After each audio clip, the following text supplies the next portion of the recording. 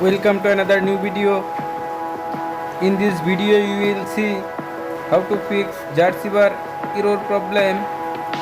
Please follow complete the process.